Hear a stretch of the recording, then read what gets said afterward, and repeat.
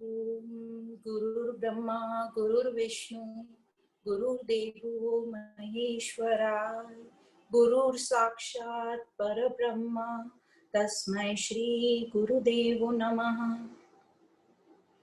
आप सभी को प्रणाम। आदि गुरु शंकराचार्य जी को प्रणाम। जगत गुरु भगवान श्री कृष्ण को प्रणाम। हम पढ़ने जा रहे हैं विवेक चूड़ामणि प्रकरण ग्रंथ। यह ग्रंथ आदि श्री शंकराचार्य जी ने रचित किया था और इसकी शुरुआत की थी मंगलाचरण से। मंगलाचरण में उन्होंने अपने गुरु को श्री कृष्ण को प्रणाम किया और यह श्लोक इस प्रकार था। सर्व वेदांत सिद्धांत गोचरम तम गोचरम गोविंदम परमानंदम सद्गुरुं प्रणतोस्मि सद्गुरुं प्रणतोस्मि। इस प्रकार मंगलाचरण कर कर गुरु ने हमें बताया कि मनुष्य जीवन का उद्देश्य क्या है। हमें उस उद्देश्य के बारे में बताया और ये मनुष्य जन्म हमें बड़ी मुश्किलों से मिला है, तो इसका हम सदुपयोग करें। फिर हमें शिष्य बताया कि एक शिष्य कैसा होना चाहिए, शिष्य के गुण बताए, गुरु के गुण बताए और कौन है जो इस ब्रह्म ज्ञान का अधिकारी है। तो पहले हमें जनरल क्वालिफिकेशंस बताई कि शिष्य में क्या क्या होना चाहिए, पर ब्रह्म ज्ञान के लिए कौन अधिकारी है, तो उसके लिए साधन चतुष्टय बताया गया। साधन चतुष्टय में हमने विवेक, वैराग, षट संपत्ति और मुमुक्ष तत्व पढ़ा। हमने ये सब डिटेल में पढ़ा और इसके साथ ही बताया कि भक्ति होना बहुत आवश्यक है, भक्ति बहुत महत्वपूर्ण है। भक्ति मतलब दिव्यता वाला प्रेम, जहां से मुझे कुछ रिटर्न की आशा नहीं है, सिर्फ मुझे देना ही देना है, तो वो हुआ भक्ति। इसके साथ समर्पण और विनम्रता। तो शिष्य पूरे समर्पण के साथ, इन सब गुणों के साथ विनम्रता से गुरु से निवेदन करता है कि मुझे आप ज्ञान दीजिए जिससे मैं अपने संसार के दुखों से मुक्त हो जाऊं, और ये मेरी गति क्या होगी मैं कुछ नहीं जानता, आप ही मुझे कुछ उपाय बताइए।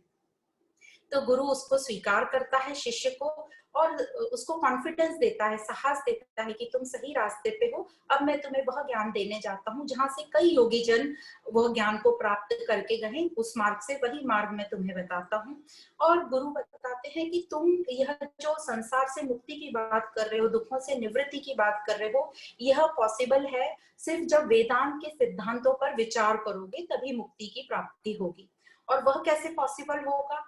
तो वह होगा जब श्रद्धा और भक्ति से, पूरे समर्पण भाव से जब हम श्रवण करेंगे, इन वेदांतिक विचारों का श्रवण करेंगे। श्रवण करने के बाद मनन चिंतन होगा और मनन चिंतन के बाद फिर ध्यान योग लगेगा। तो कहते हैं यदि 1 घंटा हमने श्रवण किया तो बाकी के जो 23 घंटे हैं उनमें से 22.5 इतना टाइम हमें मनन चिंतन करना है और आधी घंटा ध्यान करना है। तो इस प्रकार ये डिवाइड किया गया है टाइम। तो श्रवण के बाद हमें मनन चिंतन करना बहुत आवश्यक है और फिर फाइनली ध्यान।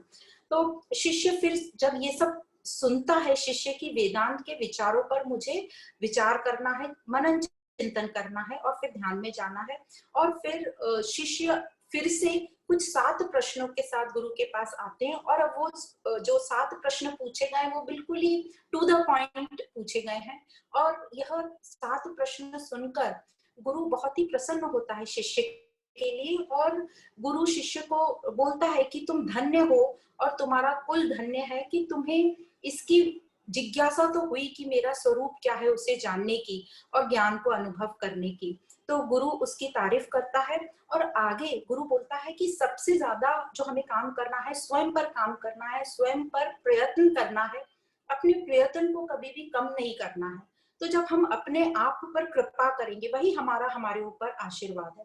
तो जब हम अपने ऊपर कृपा करेंगे वह हुई हमारी आत्म कृपा, और जब आत्म कृपा हम करेंगे तो ईश्वर कृपा, शास्त्रों की कृपा और महापुरुषों की का संग हमारे साथ बना रहेगा।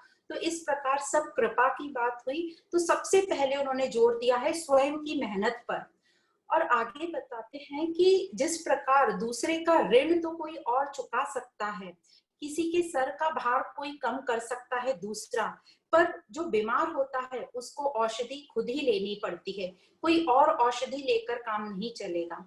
तो इसी प्रकार कहा गया है कि यह ज्ञान तुम्हें ही लेना है और तुम्हें इसका मनन चिंतन करके आगे जाना है।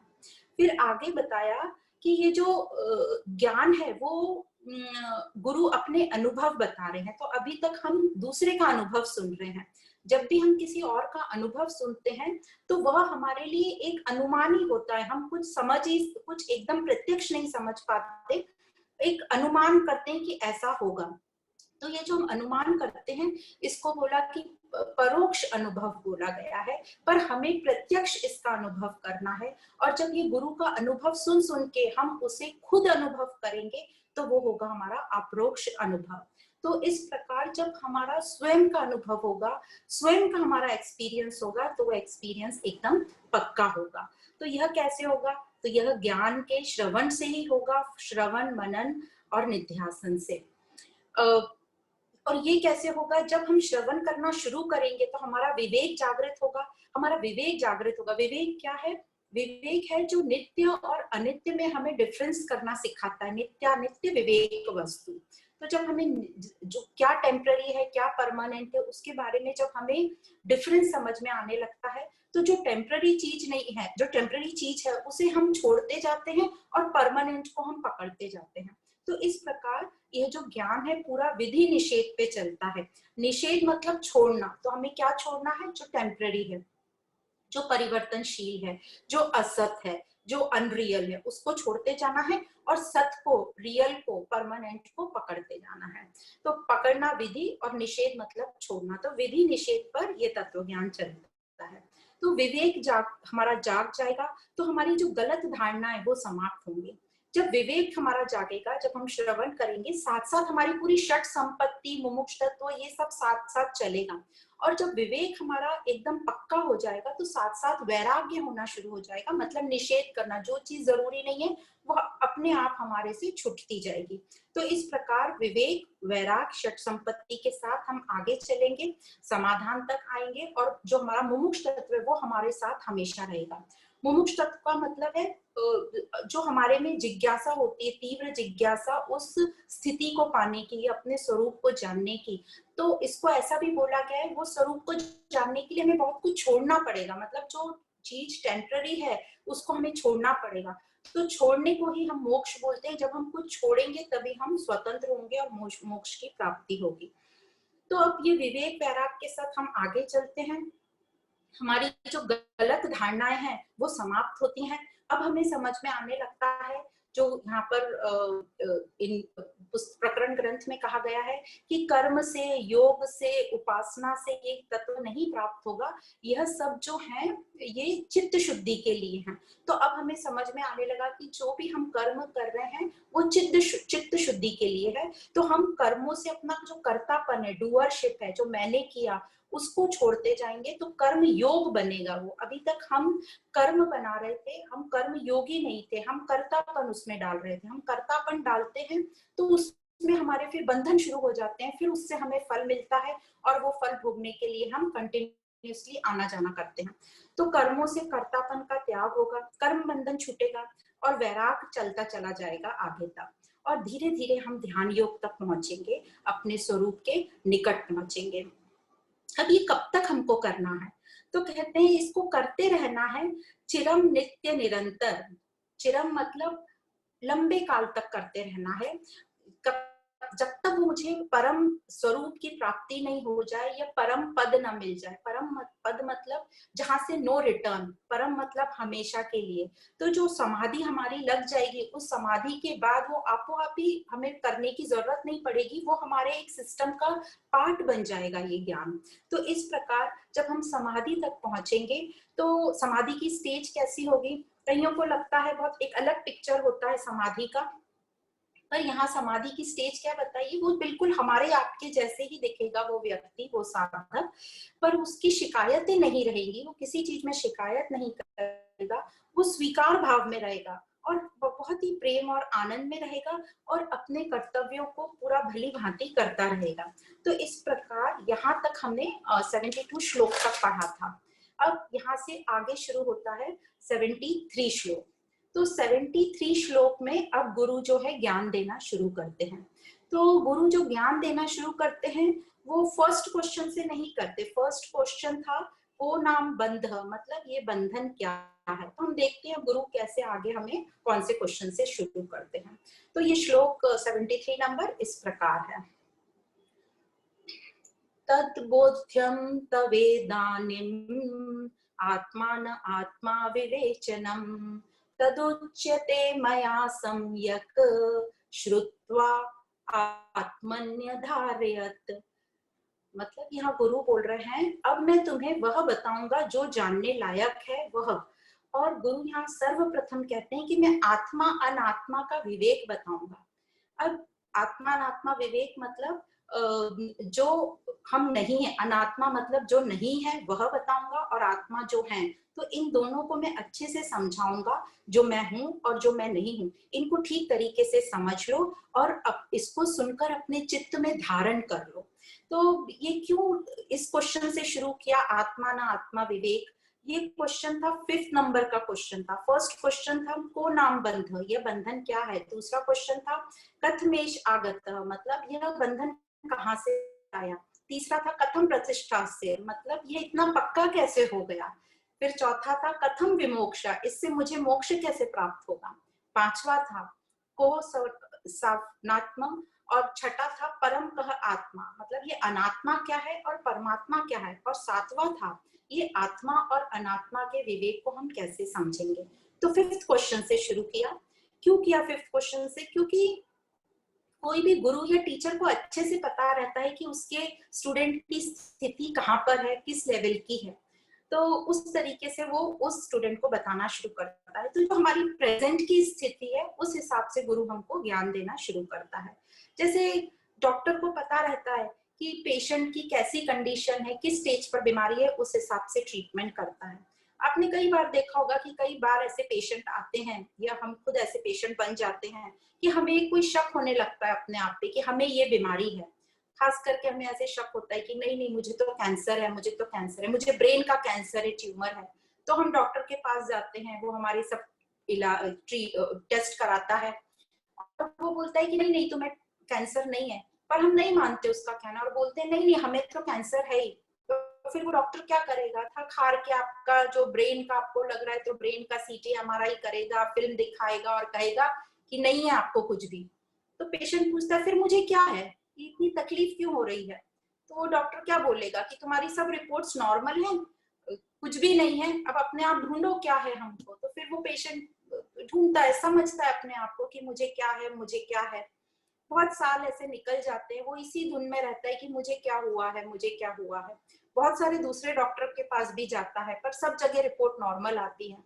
और फिर एक दिन वो रात को उसको नींद लग जाती है पुस्तक पढ़ते पढ़ते, और वो कुछ 10-12 घंटे सो जाता है। और जब वो सो के उठता है तो उसको एकदम फिट एंड फाइन फ्रेश लगता है। तो उस पेशेंट को समझ में आ जाता है कि मेरी बीमारी का कारण, जब मुझे अच्छा न लगने का कारण मेरी नींद की कमी थी। और वो अपने आप को डिस्कवर कर लेता है कि मुझे नींद इतनी चाहिए। तो इसी प्रकार यहाँ गुरु हमको बताएंगे कि हम ये भी नहीं है, हम ये भी नहीं है, और फिर हमें अपना खुद का अनुभव करना है। जैसे गुरु यहाँ हमें बताएंगे कि ये मेरा अनुभव है, वो हमें अनुभव करना है और हम अपने आप को डिस्कवर करेंगे। तो यहाँ पर जो हमारी स्थिति है, हमारी स्थिति क्या है, हम अभी संसार में रहते, परिवर्तनशील संसार में। तो हमें ये संसार बहुत अच्छे से समझता है। दूसरा, हम अपने सत स्वरूप को तो नहीं जानते, पर हमें ये पता है कि ये देह क्या है, शरीर के बारे में हमें काफी कुछ पता है। हम डॉक्टर ना भी हो तो हमें शरीर के बारे में काफी चीजें अच्छे से पता है। अब जिसने मेडिकल की पढ़ाई करी हो वो बॉडी का डिसेक्शन करता है तो उसे सब स्ट्रक्चर ठीक से पता होता है, फंक्शन ठीक से पता होता है। पर फिर भी वहां पर ये नहीं बताया जाता कि ये जीवन क्या है, क्या है ये जीवन, ये हमें कभी नहीं बताया जाता। और मैं कौन हूँ यह भी नहीं बताया जाता। पूरी बॉडी का हम डिसेक्शन कर लेते हैं, एनाटॉमी में, फिजियोलॉजी में फंक्शन पढ़ लेते हैं। थोड़ा बहुत हमें अप्लाइड बताया जाता है, थोड़ी साइकोलॉजी बताई जाती है। पर ये कभी नहीं बताया जाता कि इस पूरी बॉडी में मैं कहाँ हूँ। इसका आंसर हमें खुद खोजना होता है और अभी तक हम सब खोज रहे हैं इसका आंसर। तो इस प्रकार मैं कौन हूँ, ये जीवन क्या है, उसके लिए हमें तत्व ज्ञान जानना बहुत ही आवश्यक है। और यहाँ गुरु शुरू करता है हमारे आत्मा अनात्मा विवेक से। तो जो अनात्मा है वो है हमारा शरीर। तो यहाँ पर ये जो शुरू हो रहा है 74 नंबर का श्लोक, यहाँ पर हमारे स्थूल शरीर की बात वर्णन किया है। तो 74, 75 और 76 श्लोक, इवन 77 तक स्थूल शरीर का वर्णन किया है कि कैसे ये स्थूल शरीर है और मैं इससे कैसे रिलेटेड हूँ, और यह भी बताया कि मैं वो नहीं हूँ। तो यह जो स्थूल शरीर है, ये हम 3 श्लोक साथ में पढ़ेंगे, 74, 75 और 76 नंबर का। तो इसमें बताया गया है कि कैसे हमारा शरीर ब्लड से बना है, बोन्स हैं, मसल्स हैं, स्किन है, स्किन के 2 पार्ट्स हैं, डर्मिस, एपिडर्मिस, चर्बी है, फैट है, और फिर कैसे हमारे हाथ, पैर, ये आंखें और सर है, और ये सब 5 भूतों से बना है। जो 5 भूत हैं, पृथ्वी, आकाश, जल, वायु और अग्नि। तो ये सब इन श्लोक में कहा है।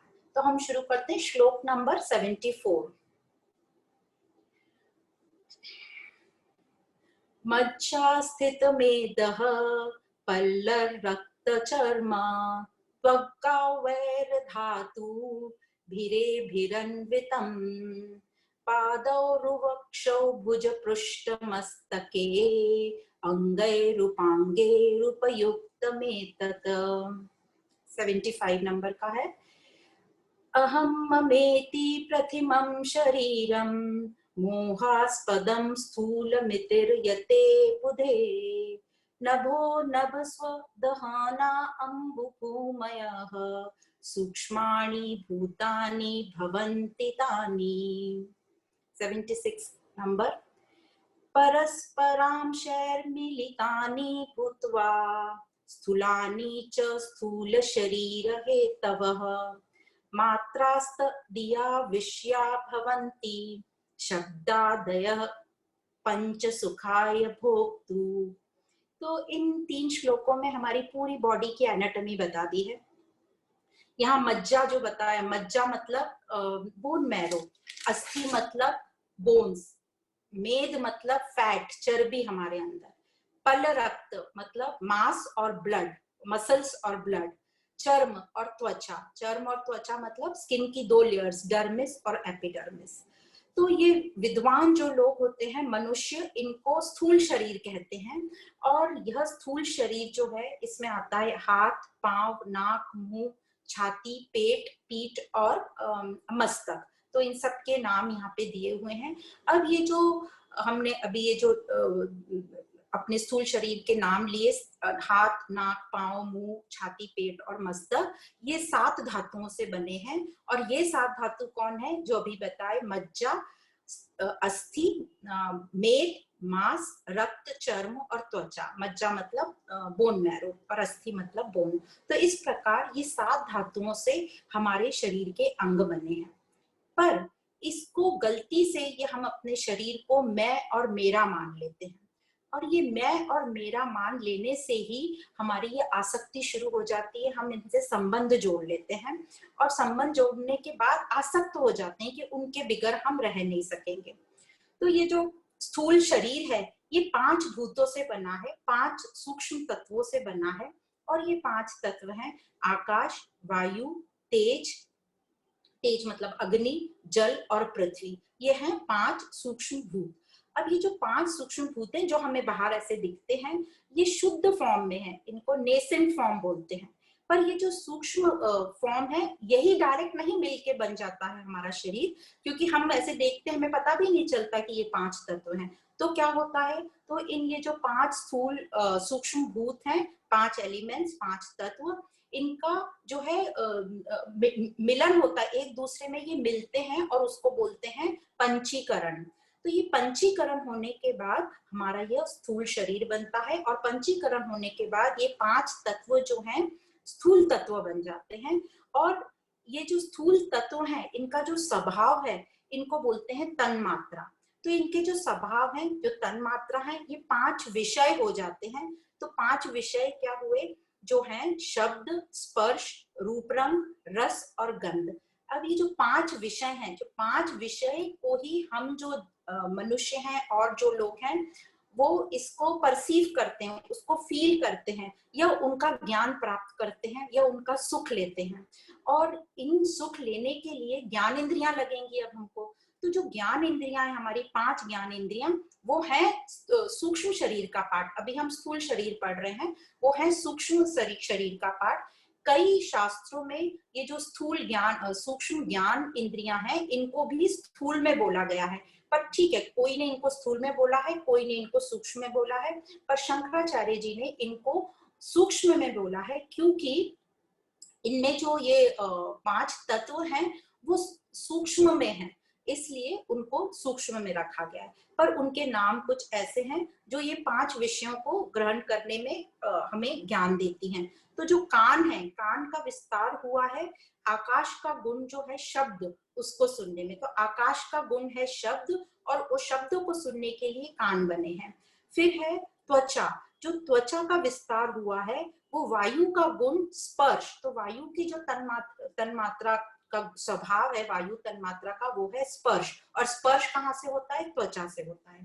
फिर जो आंखें हैं, आंखें बनी हैं रूप रंग के लिए, तो ये होता है अग्नि का गुण। तो अग्नि का गुण का ज्ञान होने के लिए आंखें बनी हैं जो रूप रंग को देखेगी।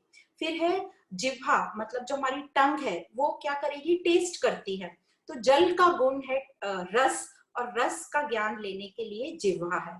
फिर है पृथ्वी, तो पृथ्वी का जो गुण है वो है गंध, स्मेल। तो वह उसके लिए हमारी नासिका, मतलब नोज बने, नॉस्ट्रल्स बने हैं। तो इस प्रकार ये तन मात्राएं जो हैं, शब्द, स्पर्श, रूप, रस, गंध, ये तत्व की अपनी अपनी तन मात्राएं होती हैं। अब हम ये जो पंचीकरण बोला गया है, तो एक पंचीकरण में एक चार्ट है, बताएंगे कैसे। तो इस चार्ट को देखकर आपको समझेगा कि ये जो तन्मात्राएं हैं एज इट इज नहीं हमारे में मिक्स हुई हैं, इन सब में एक दूसरे से ये मिली हैं। अब थोड़ा सा बेस हम बता देते हैं कि जो 5 हमारे भूत हैं, यह 5 भूत, हर भूत जो है 5 पार्ट में डिवाइडेड है, और 5 में डिवाइडेड है, तो 25 तत्व हो गए, और फिर ये एक दूसरे से मिले हैं। अब जो हमारा मेन रहेगा पृथ्वी का, तो आधा हिस्सा पर पृथ्वी का रहेगा, और 1/8 बाकी के 4 तत्व मिलेंगे। इस देखो, इस चार्ट से आपको थोड़ा बहुत समझ जाएगा, और इसको बोलते हैं पंचीकरण, तन्मात्राओं का पंचीकरण। इंग्लिश में इसको ग्रॉसिफिकेशन बोलते हैं, जिससे हमारी ग्रॉस बॉडी, मतलब स्थूल शरीर तैयार होता है।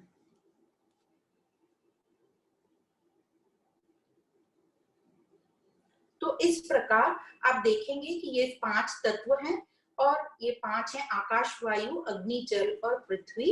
जो सबसे ऊपर के कॉलम में सब अपने अपने शुद्ध फॉर्म में हैं। फिर अपने दूसरे कॉलम में आप देखेंगे कि सब आधे आधे में डिवाइड हो गए हैं। फिर तीसरे कॉलम में आप देखेंगे कि आधा पार्ट सबका इंटैक्ट है, और बाकी का आधा 4 में डिवाइडेड हो गया, मतलब 1/8 पार्ट। और फिर आप आखिरी ब्लॉक में देखेंगे कि आधा सबका अपने पास है, और दूसरे 4 उनके साथ एक एक मिले हैं। तो इस प्रकार ये जो स्थूल एक एक तत्व बन गया है, और इसको बोलेंगे पंचीकरण। अब इसको हम पिक्चर डाल देंगे ग्रुप पे। तो इस प्रकार हो गए ये हमारे 5 स्थूल तत्व तैयार। अब हम देखते भी हैं, जब ये शरीर जो शरीर की जब मृत्यु हो जाती है, तो सबसे पहले जो शरीर है ठंडा पड़ने लगता है। इसका मतलब जो अग्नि तत्व है वह सबसे पहले बाहर निकल गया। उसके बाद हम देखते हैं कि वो थोड़ा थोड़ा डिकम्पोज होने लगता है, मतलब थोड़ी उसमें से गंध आने लगती है। तो ये जो वायु तत्व है, ये उस प्राण जो तत्व है वो छोड़ देता है। पूरी वायु जो भी अंदर रह जाती है वो सब बाहर निकल जाती है, उसको बोलते हैं डिकम्पोज हो रहा है शरीर। फिर धीरे धीरे जल निकलता है। तो जल जितना भी लिक्विड होगा शरीर में वो सब निकलेगा, तो गलावट आ जाती है शरीर में, जिसको डिहाइड्रेट बोलते हैं। फिर धीरे धीरे जो उसका मांस पेशियां होती हैं, त्वचा होती है, वो धीरे धीरे मट्टी मिलने लगती, सूखने लगती है, और फिर दरदरी हो जाती है मट्टी के समान। तो वो पृथ्वी तत्व है जो पृथ्वी में मिल जाता है। और आखिरी में जो भी जगह ये शरीर ने इस पृथ्वी पर ऑक्यूपाई की है, जो आकाश तत्व के अंदर जो शरीर बैठा है, तो वो शरीर जो पूरा है, पूरा जब गल जाता है, पृथ्वी में मिल जाता है मट्टी में, तो वो स्पेस भी खाली हो जाती है। आकाश तत्व शरीर का आकाश तत्व में लीन हो गया। तो इस प्रकार ये पंचीकरण होता है, जिससे बॉडी बनती है, और कैसे बॉडी फिर से वापस 5 तत्वों में 5 तत्व मिल जाते हैं। तो इस प्रकार संसार की हर एक चीज इन 5 तत्वों से बनी है। स्थूल शरीर हमारा, फिर स्थूल विषय, तो जितने भी हम बाहर विषय देखते हैं वो भी ये 5 तत्वों से बने हैं, और यह पूरा संसार ये 5 तत्वों से बना है। पर सब फिर अलग अलग वैरायटी में विषय हो जाते हैं, क्योंकि इनके अलग अलग परसेंटेज में मिलने के कारण, मिश्रण होने के कारण। अब इस तरह इस संसार का विस्तार हुआ, और जो शब्द है, जो 5 चीजें, शब्द, स्पर्श, रूप, रंग, रस और गंध, तो सिर्फ वो शब्द नहीं रह जाते, उनमें हम वैरायटी देखते हैं कि ये शब्द कैसा था, मधुर है, मीठा है, या कड़वा है, या कर्कश वाणी है। फिर स्पर्श में हम देखते हैं कोमल है कि सख्त है। फिर रूप रंग में हम देखते हैं लाल है, सफेद है, सुंदर है, भद्दा है, कैसा है। फिर रस में हम देखते हैं मीठा है, खारा है, कड़वा है, कैसा है। और गंध में हम देखते हैं सुगंध है कि दुर्गंध है। तो इस प्रकार यह जो 5 तत्वों से बना है, चाहे वो कुछ भी हो, वनस्पति हो, पशु पक्षी हो, इंसान हो, वस्तुएं हैं, सब ये 5 तत्वों से बनी है। पर हम जो है, हम अब वैरायटी देखने लगते हैं, हम गुम हो गए वैरायटी में, और जो हमारा बेसिक था 5 तत्व वो हम भूल गए, और हम अपने ही गुलाम बन गए। अब ये जो वैरायटी है, जैसे रूप रंग बहुत सारे दिख रहे हैं, तो ये वैरायटी ने, इसका जो मूल, रूप रंग का मूल क्या है, दृष्टि हमारी, तो वैरायटी ने हमारी दृष्टि को ब्लॉक कर दिया, मतलब हम अपनी दृष्टि को, तो विजन को भूल गए और रूप रंग में अटक गए। तो ऐसे ही हर जो इंद्रियां हैं अपने विषयों में खुद ही गुम हो गई, तो हम मूल तत्व को भूल गए और हम इन सब विषयों में आसक्त हो गए।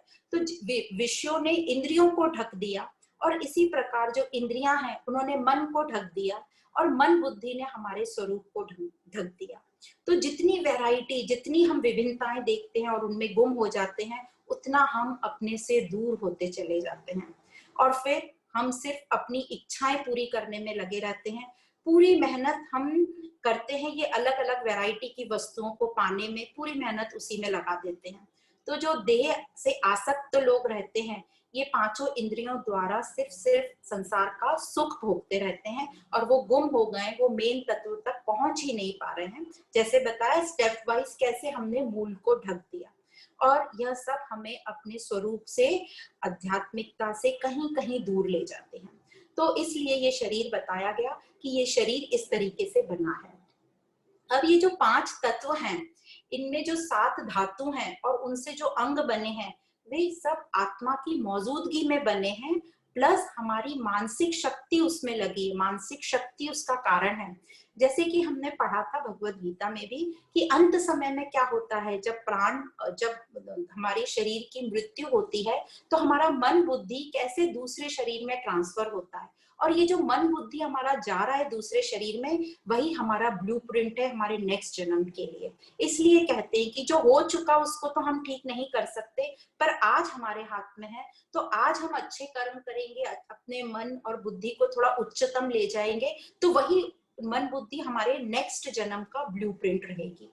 तो ये जो मन बुद्धि पूर्व जन्म का है। तो इस प्रकार ये सब जो स्थूल 5 भूत बताए, वो अपने आप में कुछ नहीं कर सकते, पर पूर्व निर्धारित पूरी प्लानिंग के अनुसार आत्मशक्ति और हमारा मन बुद्धि उसको ब्लूप्रिंट देता है। तो इस प्रकार ये 5 तत्वों से पूरा हमारा शरीर बनता है, उससे 5-7 धातुएं और पूरे शरीर के अंग और उपअंग बनते हैं।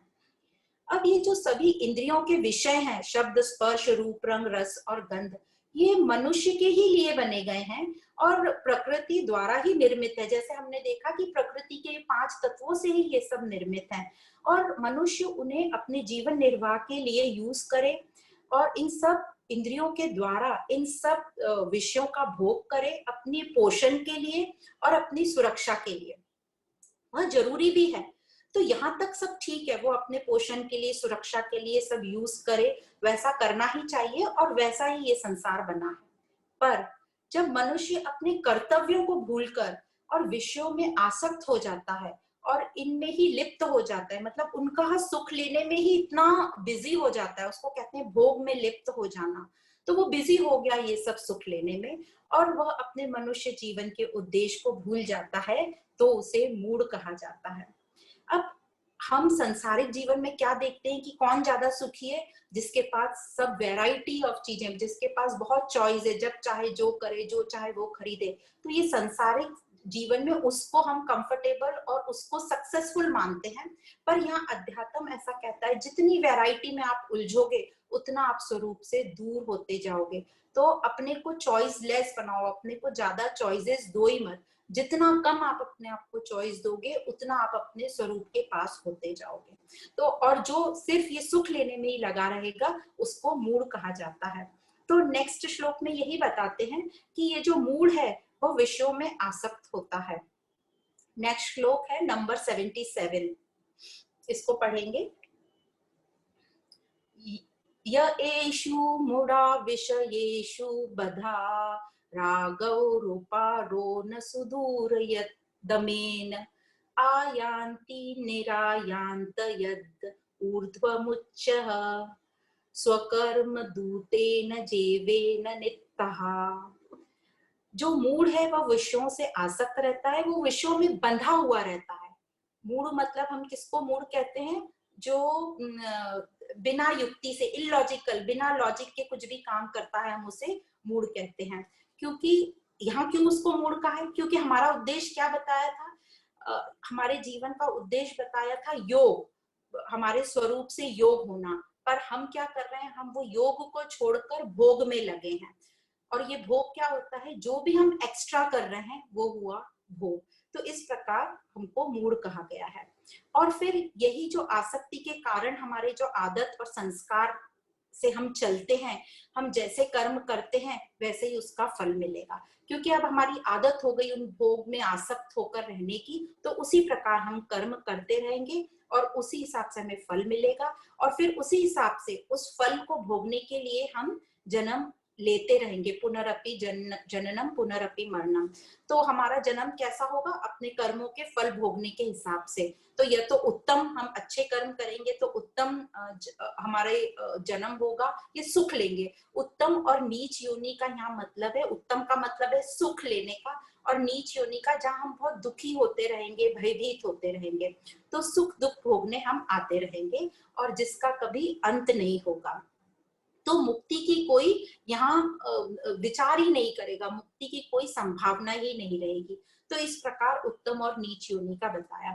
उत्तम से सुख के साथ साथ वो अपने ज्ञान के सुख की बात कर रहे हैं, तत्व ज्ञान के सुख की। और नीच योनिया मतलब वो दुखी सुखी होता रहेगा, बार बार कभी सुखी होगा कभी दुखी होगा। जब उसके अच्छे कर्मों के थोड़े बहुत फल आएंगे तो खुश होगा, और फिर जैसे ही वो कर्म अपने फल समाप्त होंगे तो दुखी होगा। अब बात ये आती है कि पर ये विषयों के प्रति हम आसक्त क्यों हो जाते हैं, इसका कारण क्या है? तो इसका कारण वो बताते हैं, पूर्व जन्म में जो बार बार हमने किया होता है वही इस जीवन में प्रेरणा देता है। और उसकी गति इतनी तेज होती है, इतनी प्रबल होती है कि सिर्फ और सिर्फ विवेक के द्वारा ही उन्हें रोका जा सकता है। विवेक मतलब जब हमारी समझ, हमारी बुद्धि बहुत तेज हो जाएगी, अच्छे से डिस्क्रिमिनेट करेगी नित्य और अनित्य के बीच में, तो जब वो बुद्धि विवेक में परिवर्तित हो जाएगी तो मन में जो भी विचार आएंगे, मन बुद्धि को बोलेगा ये करना, ये तो बुद्धि अच्छे से डिसाइड करेगी कि ये करना है और ये नहीं करना है। तो विवेक के द्वारा ही इसे रोका जा सकता है। पर हमें लगता है ऐसा कि ये जो विषय हैं ये हमको बांध रहे हैं। हमें अपने आप का नहीं लगता, हमें लगता है विषयों में ही कुछ गड़बड़ी है, वो हमें बांध रहे हैं। पर यह जो हमें लगता है वो भ्रम है और वो भ्रांति है। और यह भ्रांति सिर्फ और सिर्फ विवेक के साथ साथ दृढ़ निश्चयता चाहिए, दृढ़ निश्चय के साथ और अनुशासन। जब ये तीनों मिल जाएंगे तब हम अपने ये जो आसक्ति है, जो विषयों के पीछे हम लगे रहते हैं, उनसे बंधते रहते हैं, वो हम नष्ट कर पाएंगे और हम स्वतंत्र हो सकेंगे।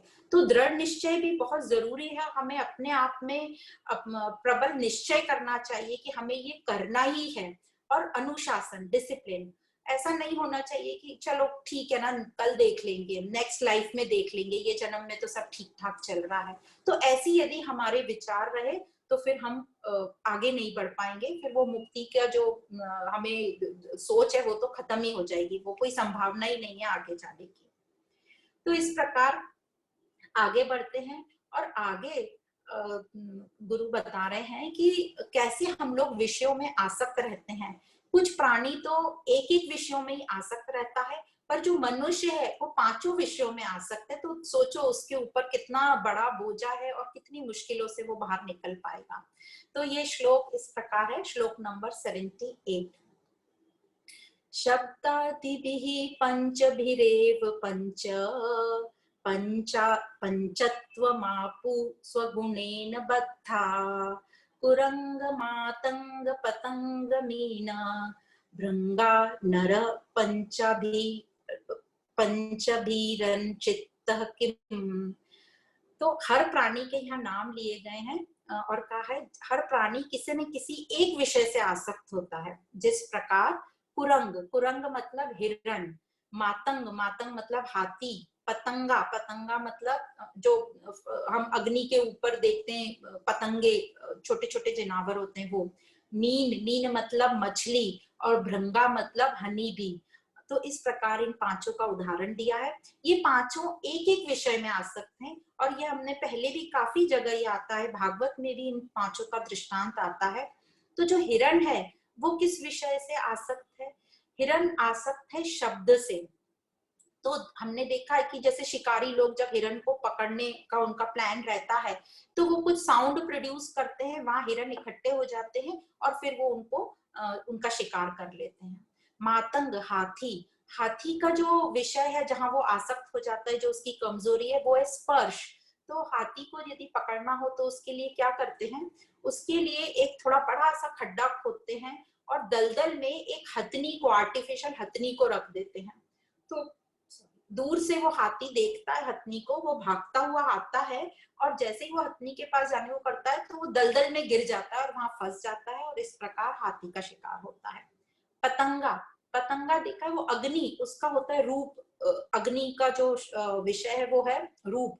तो पतंगा जो है अग्नि से बहुत प्रभावित होता है, तो अग्नि के ही आजू बाजू घूमता है और फाइनली अग्नि में ही जाके वो खत्म हो जाता है।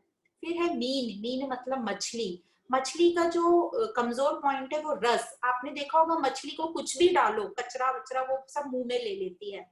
तो उसी प्रकार जो शिकारी लोग मछली को पकड़ते हैं वो एक हुक में एक छोटा सा खाने का पीस लगाते हैं। तो मछली को ये नहीं पता होता वो हुक है, वो बस वो खाने के लिए दौड़ती है, या खाली हुक भी डाला तो वो हुक को मुंह में पकड़ लेती है और इस प्रकार वो उस कांटे में आ जाती है। भंवरा, भंवरा मतलब मधुमक्खी। तो मधुमक्खी जो है गंध से बहुत उसकी कमजोरी है, जहां भी वो गंध देखती है वो उसके पास चली जाती है। तो हमने देखा एक तो फूलों पे जाकर वो बैठती है और दूसरा जो वो शहद कलेक्ट करती है, पूरा छत्ता बनाती है मधुमक्खी, तो उसी के आजू बाजू मंडराती रहती है और वो छत्ते में ही अपने उसके प्राण खत्म होते हैं। तो इस प्रकार ये पांच जो बताए हैं, ये पांच का तो एक ही विषय है कमजोरी, पर जो मनुष्य ऐसा बोला जो नर है उसकी ये पांचों कमजोरी, पांचों विषय में वो आसक्त है। तो यदि ये पांचों विषय में आसक्त है तो कैसे वो उससे निकलेगा बाहर? तो एक विषय से आसक्त हो और उस कारण मृत्यु को प्राप्त हो तो समझ में आता है। अभी 5 विषयों से आसक्त है तो उसकी मृत्यु 5 बार होगी, दिन में 5 बार होगी ऐसा कहा जाता है। तो इससे कैसे बचे होंगे? 5 बार मरेंगे मतलब दुखी होंगे, बार बार विचलित होगा हमारा मन। तो इसलिए विवेक और वैराग्य की बहुत ज्यादा जरूरत है। विवेक वैराग से अपनी इस आसक्ति पर ही हमें काम करना है। जितना हमारा मन खाली होगा उतना हम स्वरूप के पास जाएंगे, जितनी हम चीजों को पकड़ के रखेंगे उतना हम दूर होते जाएंगे। तो इसका जो छूटने का तरीका है वो विवेक और वैराग्य, मतलब तत्व ज्ञान का श्रवण करके हम अपने विवेक को पक्का करें। फिर आगे बताते हैं कि यह जो विषयों में दोष है वो किस प्रकार के दोष हैं। तो उसको एक सर्प से, काले नाग से कंपेयर किया है। तो हम सब जानते हैं काला नाग मतलब कोबरा, जो कितना जहरीला होता है, वैसे ही ये विषय जहरीले बताए हैं। तो श्लोक नंबर 79। दोषेण तीव्रो विषय कृष्ण सर्प विषादपि विषम निहन्ति भोक्तारम दृष्टारम चक्षुषाप्ययम्। तो इस प्रकार वह कह रहे हैं कि जो विषय में जो दोष है वो काले सर्प, कृष्ण का मतलब यहाँ काला है, काले सर्प के विष से भी अधिक तीव्र है। क्योंकि क्यों अधिक तीव्र है? क्योंकि जो सर्प का विष होगा वो तो एक बार हमारे अंदर आएगा और हम मृत्यु को प्राप्त हो जाएंगे, पर ये जो विषय रूपी विष है यह तो रोज रोज हमको डसेगा, क्योंकि ये जो विषय रूपी विष है यह तो आंखों के देखने से भी अपना असर छोड़ देता है। मतलब विषयों से आसक्ति होने पर दिन भर हम उन विषयों का विचार करते रहेंगे, और एक बार हमें पता है विचार होना शुरू हुआ तो हमारा मन कितना दौड़ता इधर उधर चला जाता है। तो जैसे ही ये एक बार भी कोई विषय हम देख लेते हैं तो हमारा मन पूरा तरीके से उसमें ग्रस्त हो जाता है। इसलिए कह रहे हैं कि वो तो काले सर्प के विष से भी कहीं अधिक तेज है, क्योंकि सर्प का विष तो एक बार में ही हमें मार देता है, पर ये जो विषय है ये तो रोज रोज हमें कितने अनगिनत बार मारेंगे, मतलब दुखी करेंगे। तो इस प्रकार यह जो आसक्ति बताई है, और ये हम ग्रंथ पढ़ रहे हैं विवेक चूड़ामणि, ये विवेक का ताज है। किसके लिए विवेक का ताज? ये जो इस संसार रूपी भवसागर को पार करना चाहते हैं, ये अपने दुखों को निवृत्त करना चाहते हैं, उनके लिए है, जो परमानंद को पाना चाहते हैं। एक्चुअली तो ये ग्रंथ सबके लिए, सब इसको पढ़ सकते हैं, पर पढ़ेंगे बहुत कम लोग ही, जिनकी थोड़ी जिज्ञासा होगी जानने की। और पढ़ने के बाद श्रवण मनन चिंतन बहुत कम लोग करेंगे, जो सही में अपने परमानंद स्वरूप को पाना चाहते हैं। तो हमें ये मनुष्य जीवन मिला है और हमारे ऊपर कृपा हुई है ईश्वर की, तो हम इस मौके का फायदा बिल्कुल हमें उठाना है, और इसके ऊपर जो गुरु वाक्य कह रहे हैं उस पर हम मनन चिंतन करते रहेंगे। आगे कहा जाता है श्लोक नंबर 18, इसमें बोलते हैं जो विषयों से छूटा हुआ है वही मोक्ष का भागी है, मतलब वही स्वतंत्र हो पाएगा। तो देखते हैं इसमें इस श्लोक में क्या कहा गया है। विषयाशां हा पाशाधो विमुक्तः सुदस्य चात् स एव कल्पते मुक्ते नान्य षट शास्त्र वेदापि। तो यहाँ ये कह रहे हैं कि जैसे बोला कि जो विषयों से छूटा हुआ है वही मोक्ष को प्राप्त मोक्ष का भागी है, और कोई नहीं, चाहे वो षट शास्त्र पढ़ा हुआ हो। ये षट शास्त्र किसको कह रहे हैं?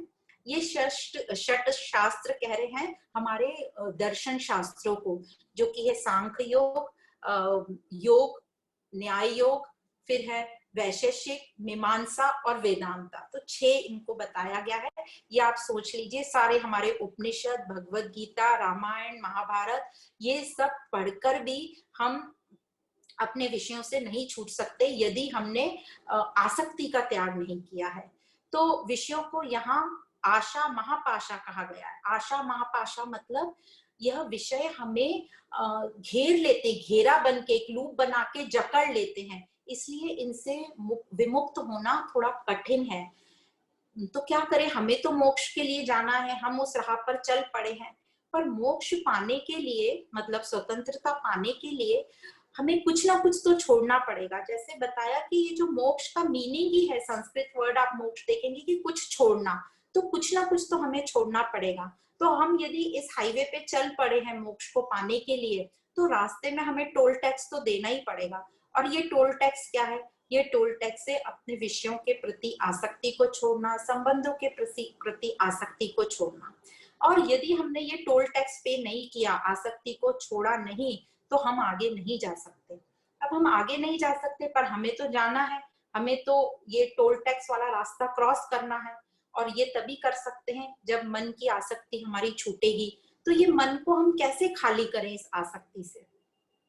तो पहले तो हम ये समझेंगे कि यह सब विषय संबंधी ये आसक्ति हमारे में आई कैसे, कैसे ये सब विषय हमारे मन के अंदर आ गए।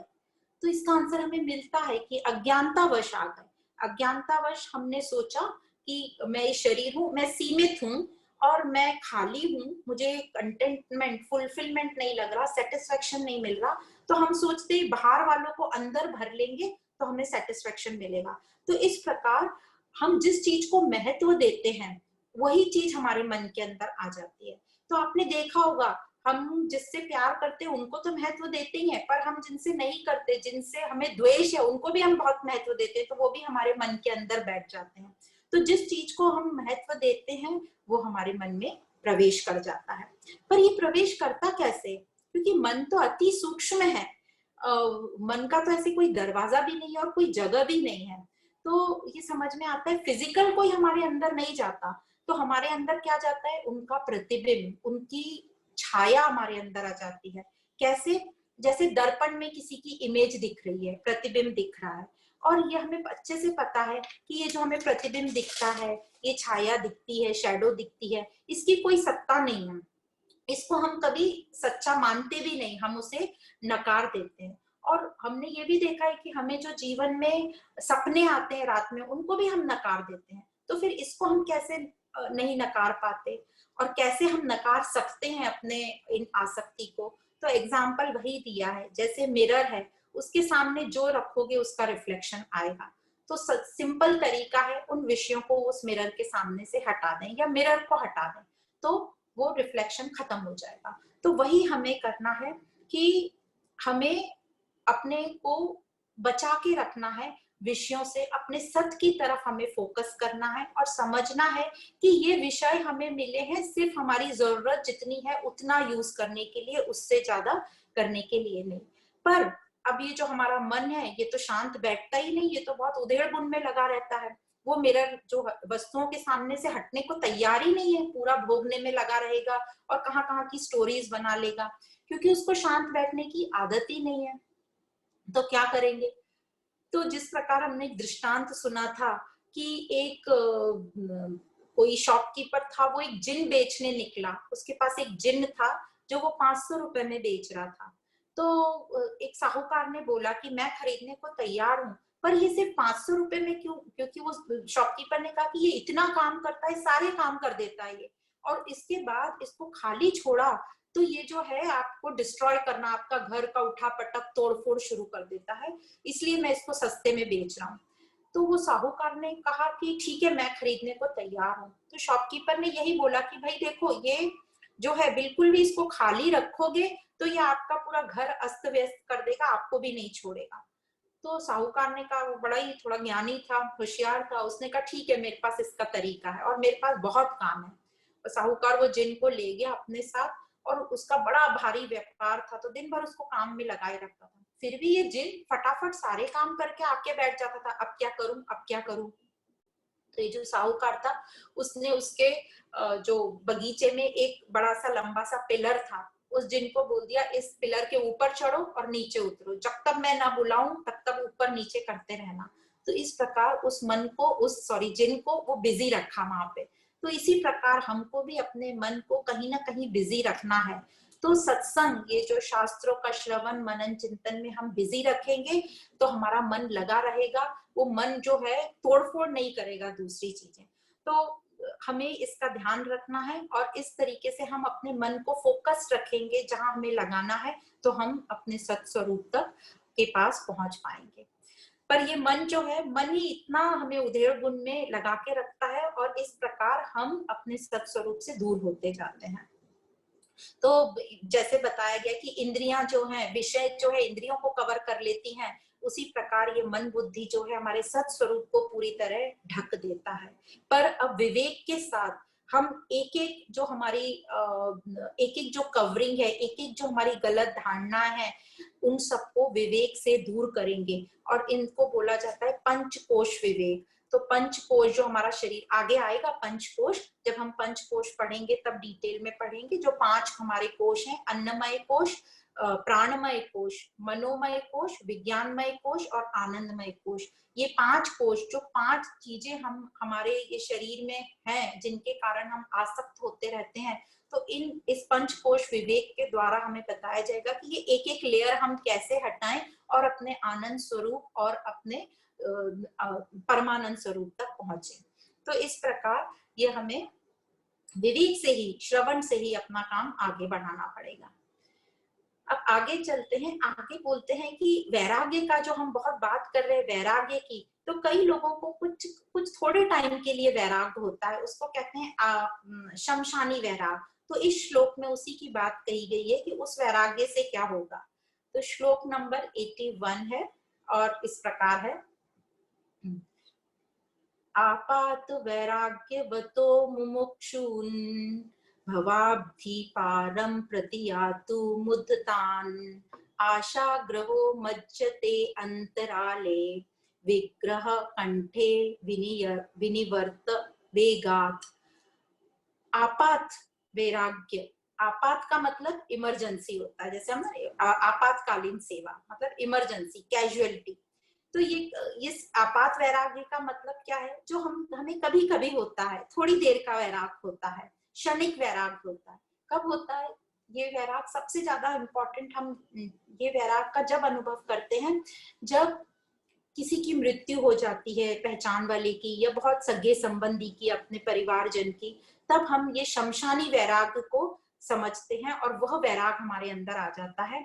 और वह यह वैराग कैसा होता है, हम सोचते हैं कि क्या फायदा ये पूरे जीवन का, आखिर में तो जाना ही है, देखो ये जाने वाला कितना सब इसने कमाया पर अपने साथ क्या ले गया, कुछ नहीं ले गया। और इस तरीके के विचार हमारे में आते हैं और हम सोचते हैं कि आखिर में तो जाना ही है, तो ये जीवन में ये सब चीजों को छोड़ो और सात्विक जीवन शुरू कर दो।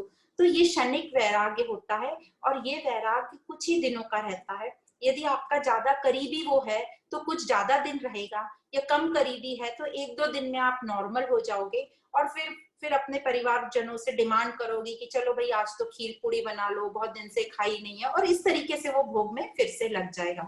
तो कहने का मतलब ये है कि ये जो क्षणिक वैराग है, आपातकालीन वैराग है, इससे हम आगे नहीं जा सकते, ये तो जल्दी ही टूट ही जाएगा, तो ये आपको आगे तक नहीं ले जाएगा। तो फिर कैसा चाहिए ये वैराग्य? तो अब आगे के श्लोक में बताते हैं कि कैसा वैराग्य चाहिए। यह हमने 15th अध्याय भगवत गीता में पढ़ा है, चलिए हम यहाँ पढ़ते हैं यहाँ पर क्या कहा जाता है। तो श्लोक नंबर 82, विषयाख्याग्रहो येन सुविरक्तसिना हतः स गच्छति भवाम्बोधे पारम प्रत्युवर्जितः। वो कह रहे हैं जिसने विषयों को वैराग्य रूपी तलवार से खत्म कर दिया है, वही इस परिवर्तनशील संसार से बिना रुकावट के मुक्त होगा। तो ये बड़े अच्छे शब्द कहे हैं, जिसने विषयों को वैराग्य रूपी तलवार, तो वैराग्य को तलवार बोला गया है, वैराग्य रूपी तलवार से खत्म कर दिया है, वही संसार से बिना रुकावट के मुक्त होगा। तो हमने 15वें अध्याय में पढ़ा था ये भगवत गीता के श्लोक नंबर 3 में, असंग शस्त्रेण दृढ़ेन छित्वा। असंग मतलब जो यहाँ वैराग को बोला है, वैराग रूपी तलवार, यहाँ असंग, असंग मतलब डिटैचमेंट, अनासक्ति, वही यहाँ वैराग्य मतलब डिस्पैशन, डिटैचमेंट। तो असंग को शस्त्र बोला है और यहाँ तलवार बोला है, तो शस्त्र और तलवार में वही हुआ, एक ही बात हुई, शस्त्रेण। तो आपने सुना होगा अस्त्र शस्त्र बोलते हैं, तो ये अस्त्र क्या है और शस्त्र क्या है? तो अस्त्र वो होते हैं जो जैसे बाण होता है, तो बाण को चलाते हैं तो बाण निकल के चला जाता है, तो जो छूट जाता है हाथ से उसको अस्त्र बोलते हैं। और शस्त्र किसको बोलते हैं? जो अपने हाथ में रहता है, जैसे तलवार, तो तलवार से आप एक बार वार करेंगे फिर भी वो आपके हाथ में रहेगी, तो इसलिए शस्त्र यूज किया है यहाँ शब्द, अस्त्र नहीं बोला है। मतलब पकड़े रहो, ये वैराग्य रूपी तलवार को पकड़े रहो, छोड़ना नहीं है। ये असंगता, ये डिटैचमेंट, इसको पकड़े रहो, अनासक्ति को छोड़ना नहीं है, वो ये बताना चाह रहे हैं। तो और दृढ़ेन छित्वा, पक्के से पकड़ के रहो, दृढ़ता पूर्वक, छित्वा मतलब कट करना, खत्म करो उसको पूरी ताकत से। तो इस प्रकार असंगता का या वैराग्य का मतलब बताया गया। वैराग्य रूपी तलवार को हमें पकड़ के रखना है, डिटैचमेंट को, अनासक्ति को पकड़ के रखना है, उसे किसी भी कीमत पे हमें छोड़ना नहीं है। तो इस प्रकार जो जैसे बताया था 15th अध्याय में, वो कैसे इतने विषय हो गए, जो वृक्ष की जटाएं बताई थी, और कैसे वो अंदर धस गए कि अभी हमें पता ही नहीं चल रहा हमारा स्वरूप कहाँ है। तो ये असंगता ही है जो इसका औजार है, तलवार है जो उसे काट सकता है। तो डिटैचमेंट हमारा शस्त्र है जो इन सभी विषयों को काट सकता है। और वो कैसे हमें मिलेगा? वो विवेक और वैराग्य से, जो हमने वहां भी पढ़ा था। ये विवेक और वैरागी हमें असंगता, अनासक्ति के लिए तैयार करेगा। तो यह जो एक बहुत अच्छा दृष्टांत याद आता है, हम सब ने लाफिंग बुद्धा के बारे में सुना है या देखा होगा। तो लाफिंग बुद्धा सबने देखा है कि वो हमेशा हंसता रहता है, और कई जगह ये भी बताते हैं कि उसके हाथ में एक बड़ा सा बैग रहता है, पीछे पीठ पे लटका है। तो एक बार ये जो लाफिंग बुद्धा है, ये कहा जाता है चाइना के कोई संत थे बड़े। तो एक बार एक साधक ने लाफिंग बुद्धा को देखा कहीं, तो उसके मन में आया कि इनसे सवाल पूछते हैं कि ये कैसे हमेशा हंसते रहते हैं और कैसे इनको ये अनासक्ति हुई। तो उसने जो है साधक ने वो लाफिंग बुद्धा से पूछा कि आप मुझे बताइए कि आप ऐसे हंसते कैसे रहते हैं और एकदम बिंदास मौज में रहते हैं, वो कैसे। तो जो बुद्धा के हाथ, लाफिंग बुद्धा के हाथ में जो एक बड़ा सा बैग था, बोरा था बड़ा सा, तो उसने वो धम करके नीचे पटक दिया और वो हंसने लगा। तो साधक बोला मुझे नहीं समझा। तो फिर यहाँ पे लाफिंग बुद्धा जो वो महासंत थे, उन्होंने वो बैग वापस उठाया, पीठ पे टांगा और चल दिए मुड़ के अपने रास्ते। तो यह जो साधक था ये समझ गया, क्योंकि इसकी पूरी तैयारी थी। तो क्या समझा उसको कि ये जो अनासक्ति को हमें पकड़े रखना है, तो पहले उसने जो बैग नीचे डाला तो उसने दृढ़ निश्चयता के साथ, पूरे विवेक के साथ जो है वो थैला नीचे रख दिया, समझ मतलब छोड़ दिया उसको, वो वैराग्य हो गया। और फिर जब उसने पूछा कि फिर आप रहते कैसे हो ऐसे पूरे संसार में, तो उसने फिर से वो थैला उठाया और अपने ऊपर टांग के चल दिया। अब उसका वैराग्य पक्का हो गया है। अब उसने वो वैराग्य के साथ वो थैला उठाया और उसने संसार में चलना शुरू कर दिया। मतलब अब हम वो पूरी वस्तुओं को यूज करेंगे, पूरे विषयों को यूज करेंगे, पर बिना आसक्ति किए, बिना उनके साथ बंध के, ताकि हमें उसका कुछ सुख दुख ना हो। तो इस प्रकार ये लाफिंग बुद्धा की एक स्टोरी आती है। इससे हमें बहुत अच्छे से क्लियर होता है कि क्या छोड़ना है, फिर उसी को कैसे पकड़ के आगे चलना है। तो आसक्ति छोड़नी है, बाकी और कुछ हमें छोड़ना नहीं है। इसी प्रकार भागवत में एक जगह कृष्ण उद्धव को बताते हैं कि ये अनासक्ति का लेसन, कि कुछ उसको एक होम एक्सरसाइज देते हैं करने को कि कैसे अनासक्त बनना है, कैसे अपने आप को स्ट्रांग बनना है, कैसे अपने आप को डिटैचमेंट वाला गुण अपने में डालना है। तो वो उद्धव को यही बोलते हैं कि कहीं उसको जाकर बैठने को बोलते हैं शायद एक मंदिर में, और फिर बोलते हैं कि बस सबको देखते रहो, और कुछ उसको ड्यूटी देते होंगे गेट की, कौन अंदर जा रहा है कौन बाहर जा रहा है, बस तुम्हें देखना है, कोई जाने वाले को तुम्हें रोकना नहीं है। जैसे हमें जो सुख वाली चीजें हैं या जिनसे हम बहुत प्यार करते हैं वो जाने लगते हैं तो हम उन्हें रोकने की कोशिश करते हैं, तो यही आसक्ति हो जाती है, मतलब हम बंधे हुए हैं। तो इस प्रकार ये कृष्ण और उद्धव का भी एक दृष्टांत आता है जिससे हमें अनासक्ति समझ में आती है। तो इस प्रकार हमें बताया गया कि वैराग्य रूपी तलवार, असंगता, असंगता ही हमारा शस्त्र है जो हमें आगे तक ले जाएगा। अब आगे के श्लोक में बताया जाता है कि ये जो विषयों में लगा पड़ा है, मतलब जो ये भोग उसी में ही लगा है, वो बाहर निकलना ही नहीं चाहता, तो वो मार्ग कैसा है। तो यह श्लोक में, श्लोक नंबर 83 में भी बताया जाता है। यह इस प्रकार है, विषम विषय मार्गेर गच्छतो न अच्छत बुद्धे प्रतिपदम भी आतो मृत्युरपेश विद्धि हित सुजन गुरुक्त्या गच्छत स्वस्य युक्त्या प्रभवती फल सिद्धि सत्यमितेव विद्धि।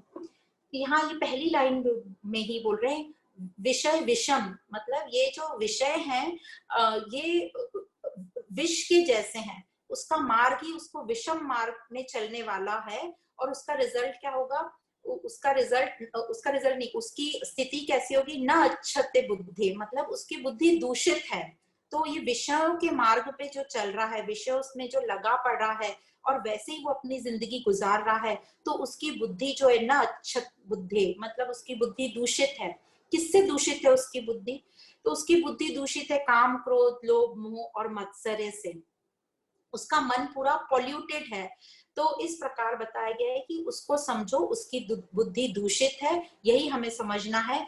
और यह भी हमें समझना है कि इस प्रकार हम इस प्रकार के जो साधक, जो मनुष्य हैं, जो पूरे विषयों में लगे हैं, वो हर पल मृत्यु का सामना करते हैं, मतलब मृत्यु का सामना करते हैं मतलब परेशान हो रहे हैं वो।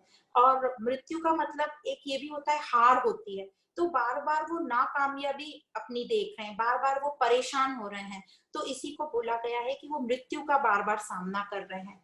वो क्यों परेशान हो रहे हैं, क्योंकि वे अपने अनुभवों से सीख ही नहीं रहे हैं। कोई भी परिस्थिति या हम कार्य करते हैं, यदि हमने उससे कुछ सीखा नहीं, इसका मतलब है हमारी नाकामयाबी हुई।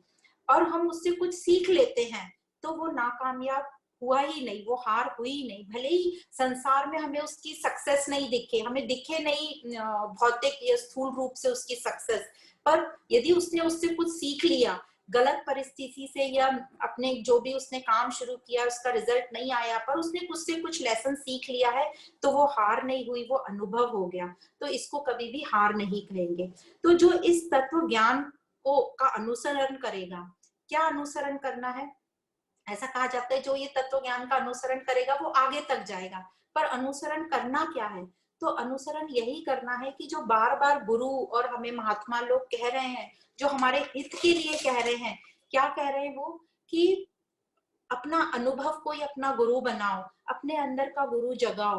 तुम शरीर नहीं, तुम आत्मा हो, तुम दिव्य हो, उस दिव्यता को तुम प्राप्त करो। तो ये जो हमारे महावाक्य कहे गए, तत्वमसि वह तुम हो, अहम ब्रह्म अस्मि, तो इन वाक्यों पर विचार करो। तुम शरीर नहीं हो, इन वाक्यों से समझो और तुम क्या हो। तो इस मनन चिंतन में हम रहेंगे तो हम आगे तक जाएंगे। तो इस प्रकार बार बार वो बोल रहे हैं, अपने हर एक क्षेत्र में, हर एक चीज से, हर पल अपना अनुभव खुद लो और अपने अनुभव को गुरु बनाओ, तो आपको जो एक्सपीरियंस होगा उसका टेस्ट आप चख पाओगे। इसी को हमें, इसी दिव्यता को हमें समझना है।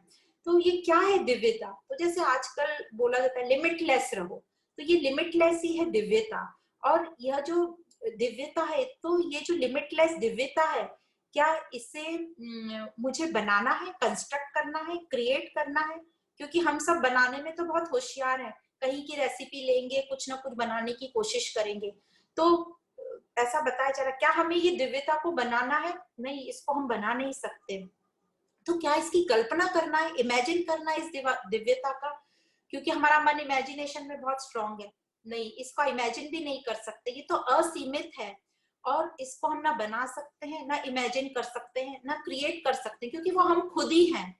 तो फिर क्या करना है इसका, इसका ही हमें, इस दिव्यता का हमें अनुभव करना है। स्वस्य युक्त्या, मतलब लॉजिकली हमको विधि निषेध करते हुए इस दिव्यता का अनुभव करना है। अब मुझे युक्ति से समझना है कि मैं शरीर नहीं हूं। कैसे? श्रवण मनन चिंतन से हम समझेंगे कि हमारा बचपन आया, जवानी आई, चला गया, शरीर बदलता गया। अब हमारी जो एज हो रही है वो भी बदलती जा रही है रोज। कहाँ गया है वो सब शरीर? फिर हमें समझता है कि ये शरीर बदल रहा है, पर जो मैं हूं, इस शरीर को देखने वाली, इन तीनों चारों अवस्था में मैं साक्षी हूं और मैं नहीं बदली। उसी प्रकार हमें जागृत, स्वप्न और सुषुप्ति में तीनों को देखने वाला मैं हूं, और यह शरीर नहीं हो सकता, क्योंकि शरीर तो नींद में सो जाता है, वो तो रहता ही नहीं शरीर में। जिस प्रकार हम अलग अलग फोन लेते हैं, पर सिम उसका निकालते जाते हैं और दूसरे में डालते जाते हैं, तो इस प्रकार मैं वो इंस्ट्रूमेंट नहीं हूँ, सिम हूँ। या जैसे समझ लो, हम कार बदलते जाते हैं, घर बदलते जाते हैं, पर मैं उसमें कांस्टेंट रहता हूँ, मैं चेंज नहीं होता। तो कार को कुछ हो गया, घर को कुछ हो गया, पर मुझे कुछ नहीं होगा, मैं वैसा की वैसा रहूंगा, मैं सेफ रहूंगा। तो इस प्रकार हम शरीर से अलग हैं, मैं शरीर से अलग हूँ, मैं शरीर पर निर्भर नहीं हूँ, शरीर मुझ पर निर्भर है, और मेरी अपनी स्वतंत्र सत्ता है। तो इस प्रकार हम विधि निषेध करते करते नकारते जाएंगे कि हम ये शरीर कैसे नहीं है। सत्यमितेव विधि, और इस प्रकार हम अपने स्वरूप के निकट पहुंच पाएंगे। पर हमारा प्रॉब्लम क्या हो रहा है, हम ये शरीर में इतने गुथे पड़े हुए हैं कि हम पूरे टाइम शरीर को ही पैम्पर करते हैं, शरीर का ही ध्यान रखते हैं, शरीर की सजावट का ध्यान रखते हैं। तो एग्जाम्पल देते हैं, जैसे मंदिर और उसमें मूर्ति, पर हम पूरे टाइम मंदिर के ही सजावट पे ध्यान देते हैं, मंदिर के लिए सब कुछ करते हैं, पर जो मूर्ति है, जो भी हम कीर्तन वगैरह बताए गए हैं, वो मूर्ति के लिए हमें करना है। ये जो भी हम मंत्र उच्चारण कर रहे हैं, ये हमारे अंदर की दिव्यता को के निकट जाने के लिए हमने करना है। पर हम भूल के कारण, अपने स्वरूप को भूलने के कारण, अज्ञानतावश हम बाहर अपने मंदिर, जो हमारा शरीर है, उसी में लगे हुए हैं। तो बताते हैं कि मंदिर को तो अच्छा रखना जरूरी है, वो बहुत अच्छी बात है, पर अपन उसकी बात आगे करेंगे, आगे गुरु क्या बोलते हैं हम वो सुनेंगे। तो ये हुआ श्लोक नंबर 84। श्लोक नंबर 84 में बोला जाता है, मोक्षस्य कांक्षा यदि वे तवस्ति त्यजाति दूराद् विषयान् विषम यथा पीयूषवत्तोष दया क्षमा आर्जवम् प्रशांति दान्तिर्भज नित्यमादरात्। तो इसमें बोला कि यदि हम मोक्ष चाहते हैं, स्वतंत्रता चाहते हैं, तो दुखों से, इसका मतलब हम दुखों से निवृत्ति चाहते हैं, तो विषयों को इकट्ठा करना बंद करना होगा। मतलब जो भी जरूरत से ज्यादा है, जो हमने लेकर रखा है हमारी जरूरतों से ज्यादा, उनको हमें डिस्कार्ड करना है। तो कैसे एग्जाम्पल यहाँ पे दिया है, जैसे विषयों को विष के समान दूर से ही त्याग करना है। क्योंकि क्या कभी हम विष को अपने घर में स्टोर करके रखते हैं कि पॉइजन है, रखा रहने दो स्टोरेज में, कभी ना कभी काम आएगा? कभी भी नहीं रखते हम विष को स्टोर करके। उसी प्रकार यह जो हमने एक्स्ट्रा चीजें इकट्ठी करके रखी हैं, ये भी विष के समान है। तो इनको दूर से ही त्याग कर दो और इनको जल्दी से जल्दी हटाओ, जो हमने एक्स्ट्रा चीजें इकट्ठी करी हैं। हम सबका एक्सपीरियंस भी है कि जब हम अपने घर की साफ सफाई करते हैं, एक्स्ट्रा का थोड़ा बहुत सामान भी बाहर निकालते हैं, तो हमें कितना लाइट फील होता है, अच्छा फील होता है। तो उसी प्रकार ये कह रहे हैं, जो भी एक्स्ट्रा का है उसे अपने मन से बाहर निकालते जाओ। तो फिर क्या करो? मन से बाहर निकाल दो और फिर क्या करो? तो यहाँ बोलो पीयूषवत, मतलब अमृत का सेवन करो। तो क्या है ये अमृत जैसा? तो बोला पीयूषवतोष दया क्षमा आर्जवम। तो ये अमृत जैसा जो है वो है संतोष, दया, क्षमा, आर्जवम और प्रशांति, दांति। तो क्या संतोष हमें पता है, दया हमें पता है, क्षमा हमें पता है। और क्षमा हमने बहुत डिटेल में पढ़ा है कि एक तो होता है कि हम क्षमा ही नहीं करते, फिर हम बहुत मुश्किल से क्षमा करते हैं, पर याद रखते हैं कि इसको मैंने क्षमा करा था, और उसको बार बार याद दिलाते हैं कि हमने तुम्हें तब क्षमा किया था। फिर आखिर में एक होता है कि क्षमा कर देते हैं पर भूल जाते हैं। ठीक है, तो ये सबसे अच्छी स्टेज है। और इससे भी एक अच्छी स्टेज है कि किसी की गलती हमें दिखती नहीं तो क्षमा की बात ही नहीं आती। यहाँ तक थोड़ा पहुंचना हमारा मुश्किल होता है, पर फोर्थ स्टेज तक हम पहुंच सकते हैं कि हमने क्षमा किया और उसको भूलने की कोशिश करें।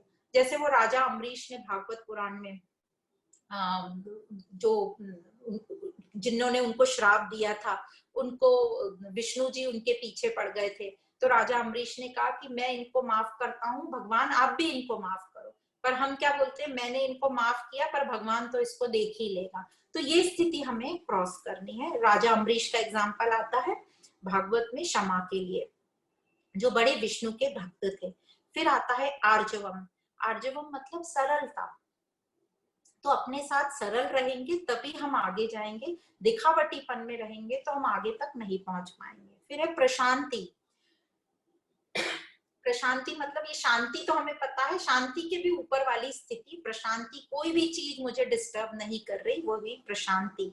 दांति, दांति मतलब मेरा नियंत्रण, सब तरफ मेरा नियंत्रण। तो इतना अच्छा जब मेरा षट संपत्ति विवेक पैरा होगा तब हम दांति तक पहुंच पाएंगे। और आखिरी में कहते हैं भज, मतलब अभ्यास करो, इसकी प्रैक्टिस करो। यह अभ्यास कब तक करना है? नित्यम आदर पूर्वक, नित्य करना है ये अभ्यास, और आदर पूर्वक करना है, पूरी श्रद्धा के साथ करना है, प्रेम से ये अभ्यास करना है।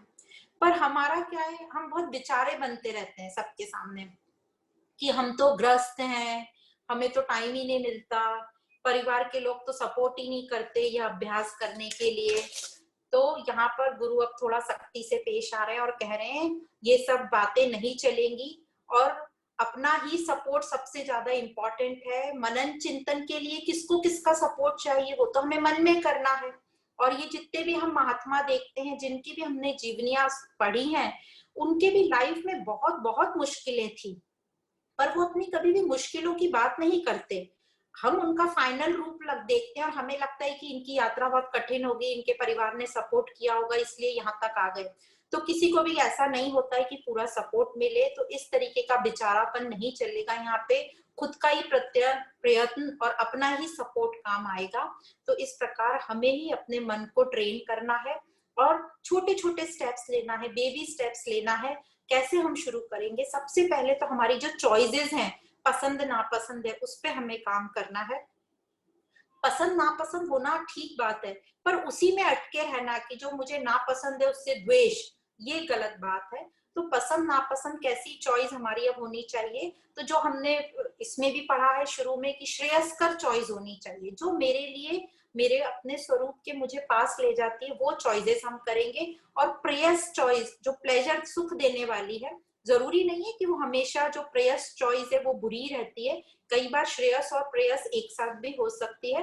कभी कभी हम प्रेयस चॉइस ठीक है, पर ज्यादातर कोशिश करके हम श्रेयस चॉइस करें। और यह कैसे होगा, श्रेयस और प्रेयस का विवेक कैसे हो, ये विवेक द्वारा होगा। श्रवण करके हमें नित्यानित विवेक से समझेगा। फिर धीरे धीरे हम श्रेयस्कर की तरफ शिफ्ट होते जाएंगे। साथ में हमारा दृढ़ निश्चय होना जरूरी है। हमारा निश्चय छूट जाता है और अनुशासन होना जरूरी है। हमारा न तो अनुशासन रहता है और निश्चय तो रहता ही नहीं है, इसीलिए शायद हम अनुशासित नहीं हो पाते हैं, डिसिप्लिन नहीं हो पाते।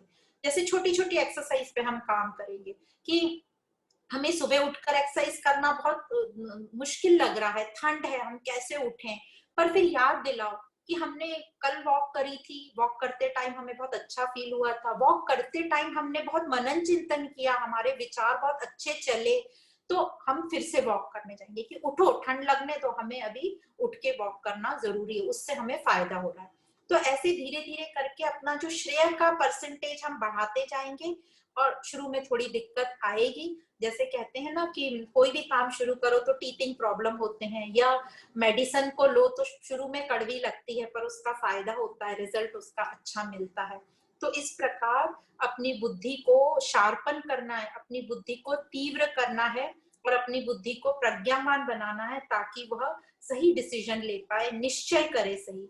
कई बार हमारी बुद्धि में वो ताकत ही नहीं रहती, हम डिसाइड ही नहीं कर पाते। अब यहाँ निश्चय की बातें, सही निश्चय तक तो पहुंचना ही है, उसके पहले हमें निश्चय करना आना चाहिए। भले ही एक्सपेरिमेंट के तौर पे हम कोई डिसीजन ले तो चाहे वो गलत हो, हमें निश्चय, हमारी बुद्धि इतनी स्ट्रांग होनी चाहिए कि हमने फटाफट निश्चय करना चाहिए।